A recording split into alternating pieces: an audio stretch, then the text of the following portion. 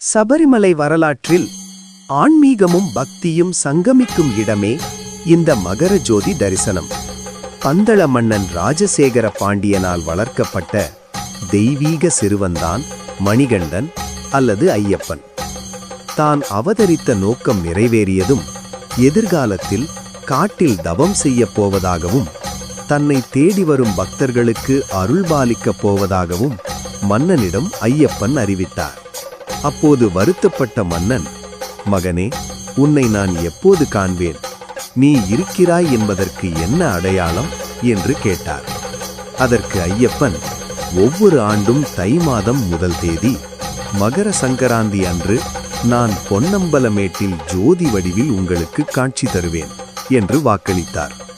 புராணங்களின்படி ஐயப்பன் தவம் செய்த தலமே இது. இங்கு ஐயப்பனின் விக்கிரகத்தை பிரதிஷ்டை செய்தவர் பரசுராமர். பிரதிஷ்டைக்கு பிறகே ஐயப்பனின் சக்தி அந்த விக்கிரகத்தில் ஐக்கியமானது.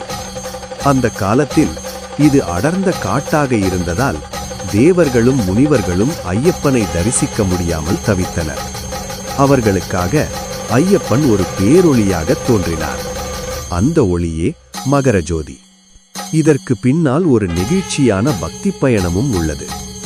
ஐயப்பன் காட்டில் சென்ற பிறகு தன் மகனின் நினைவில் துயரமடைந்த பந்தள மன்னன் ஒவ்வொரு ஆண்டும் மகர சங்கராந்தி அன்று மலைக்குச் செல்வார்.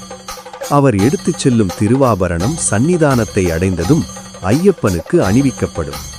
திருவாபரணம் அணிவிக்கப்பட்டு தீபாராதனை நடந்தவுடன் வானில் மகர நட்சத்திரம் தோன்றும்.